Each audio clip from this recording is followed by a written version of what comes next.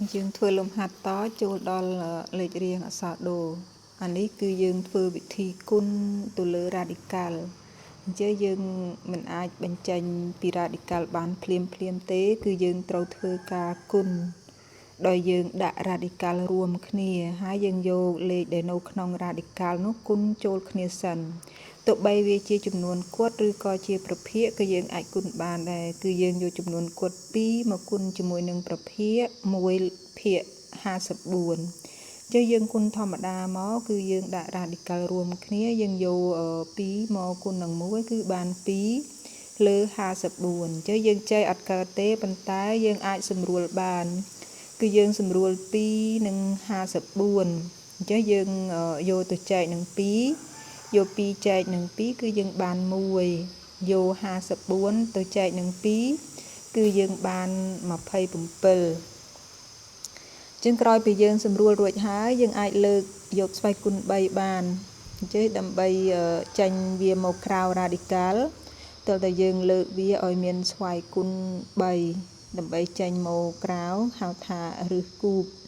អញ្ចឹងយើងអាចលើកបានចំពោះលេខ1គឺយើងអាចលើកស្វ័យគុណ3បានហើយ27គឺយើងលើកបាន3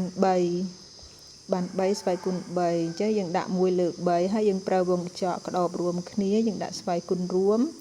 គឺយើងអាចចេញមកក្រៅបានជាតម្រង់ប្រភាគគឺបាន1ភាគ3អញ្ចឹងចម្លើយគឺស្មើនឹង1ភាគ3ឥឡូវយើងតមកដល់លេខរៀងអក្សរធัวនៅក្នុងលំហាត់ការគុណទៅលើ radical គឺយើងគុណដូចគ្នាអញ្ចឹង radical យើងគឺមានសន្ទុះ3ដូចគ្នាអញ្ចឹងយើងអាចដាក់រួមគ្នាបានដោយយើងយកលេខនៅក្នុង radical នោះគុណចូលគ្នាគឺមានលេខ3គុណជាមួយនឹង1លើ192ជាប្រភេទក៏យើងគុណមកយើងបាន3លើ192បន្ទាប់មក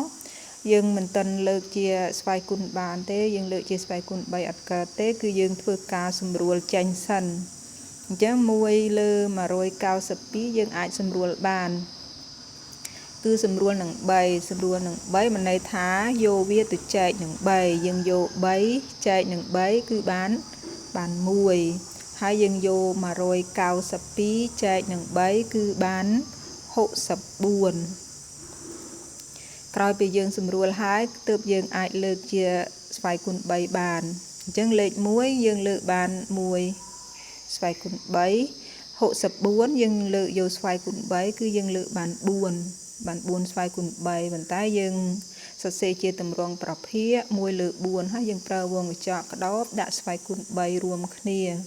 បន្ទាប់មកយើងអាចចែកមកបានជាតម្រង់ប្រភាគគឺ1ភាគ4អញ្ចឹងចម្លើយគឺស្មើនឹង1ភាគ4